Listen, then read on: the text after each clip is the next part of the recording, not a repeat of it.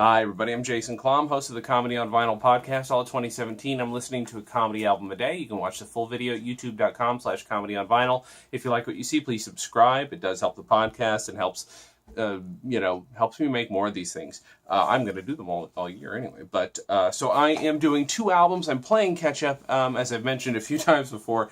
It might not be easy to do these every day, but I am going to make sure that I listen to 365 of them at least. And for all of March, which is Women's History Month, I'm only listening to female comedians, at least for this. There are occasions where I'm going to listen to other ones, obviously, for other stuff. But for this, I'm making sure that every episode is only female comedians. And I picked 2 by Rusty Warren. Okay, now, I'm kind of cheating, to be fair, because I picked Rusty Warren Band in Boston, ? And Rusty Warren Sings Portrait of Life, which is a great cover. This is a straight singing album because Rusty's got a wonderful voice, and at some point she just decided let's get this album out that shows that I'm a singer.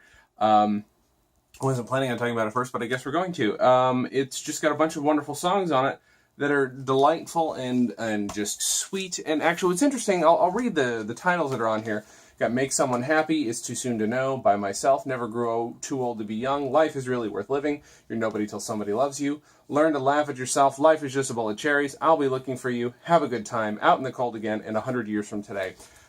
You can hear that there's a theme there. A lot of these you'll hear on her other albums, where she does sing them with maybe a little more raucously. Here she's kind of genteel with these very weird background singers that are your typical super white background singers of the 60s, but it is interesting to hear them compared with her voice, which no matter how demure she's being, is always going to sound like it's just got this natural power to it. Sometimes she'll have this little growl to her voice. It's part of how she sings, and it's part of what makes her so dynamic. But I want to, the back of it is, the back of these are always, PR things, of course. But on here is Rusty crisscrossing from the sly and rich with laughter commentary about sex, anatomy, and depreciation to a concentration of supple prose set to music, and the subject matter is philosophical, a catalog of her deeper realization of life and love, etc., etc., etc. And that's fairly accurate. It does seem to be this celebration of life, and hey, take it easy, which is fine. There's nothing wrong with that. It's a nice piece of advice, and it's a good album to listen to in the background.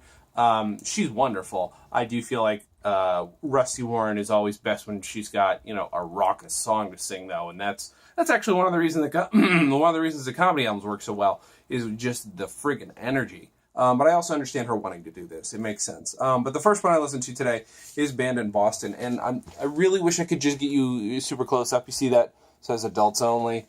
Here it says the life of the party. There's all these people lining up. It says special police had to be called to hold back the crowds that lined up to see the sensational Rusty Warren when she appeared at the surf club at Revere Beach.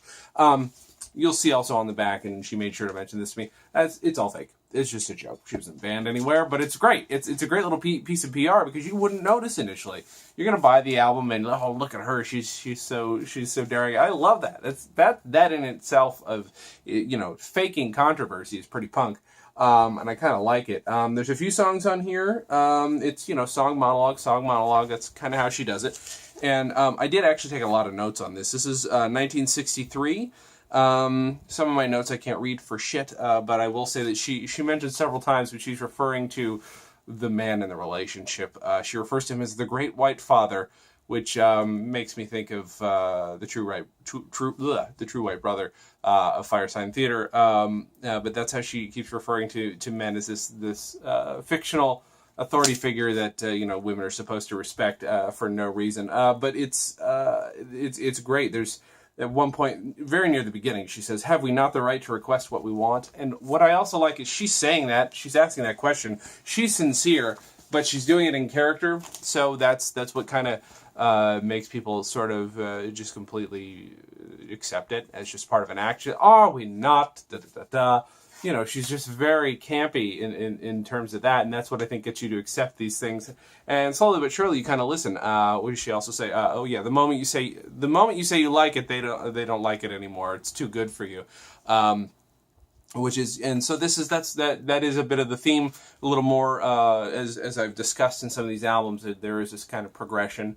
in terms of relationships, and this is more deeper into the relationship is what we're talking about, and how women deserve to also not be bored, and that's a big part. There's a joke on here, and I'm going to have to go back because I've listened to so many already this year, where she talks about the left, as she likes to say, knocker, the left knocker of a woman falling into a bowl of soup, and how, a good kind man will take a spoon and lift it out for you. There's another album, and I don't remember if it was a good one or not, where there's a joke about someone's breast falling in soup, and I really wish I could remember. Kind of the standouts of this, though, are two songs. One of them is called Pay TV, and it's about, the proposal that one day maybe we'll pay for TV, and then pay-per-view became a big thing, 10, 20 years later. Fights and whatnot. And she's proposing that there should be a naughty network. And man, is she ever a visionary? She's just talking about, the dirty stuff that people would pay to see on TV. She's so incredibly conversational too when she's doing these bits that she's obviously done a lot to stay natural. That's a good actress, and it's remarkable. There's one song on here that is produced, and it's the best song of the bunch, and it's just called Pill Song, and it is a celebration of the birth control pill. And that's just out and out what the album's about. I mean, it's about the freedom to, use your body in the way you want to use your body. And the fact that she's doing this whole album about it. And I wonder if she performed it in front of these people at all, because again, it's a produced song, but it's great. And I mean, it should be maybe even more the anthem to her work than Bounce Your Boobies, which honestly, I mean, Bounce Your Boobies is great. It's a lot of fun. But this is like we're getting deep into it. We're getting into, this is like taking a position. And again, I it's not what we would typically think of as punk, but it's punk. Like this is bucking the system in a way that people were not doing. Women least of all, other people at the same time. Lenny Bruce could say what he wanted about, even if I'm sure he was an open-minded dude, even if he were to say things that were feminist, it's be more accepted for a man to be a feminist than a woman, which is fucking ridiculous. But, so honestly, it helped me, appreciate, her comedy even more to listen to her straight singing, because her straight singing is great. But I really, really love when she's just raucous, and honestly, you get the point across even more, and it becomes more of symbolically becomes more of a protest song, if that kind of energy's in it, at least to me. So as always, check out Rusty Warren. I have more. We're gonna be talking about more Rusty Warren, but all women this month. If you share this, hashtag it, Comedy Album a Day. Also hashtag Women's History Month, because I'm doing that when I post these. And go to rustywarren.com to get her stuff. Check out my stuff at comedyonvinyl.com or stolendress.com, which is my podcast network. And that is about it. Follow us at Comedy on Vinyl. Thank you for watching very much. And as always, have a good thing.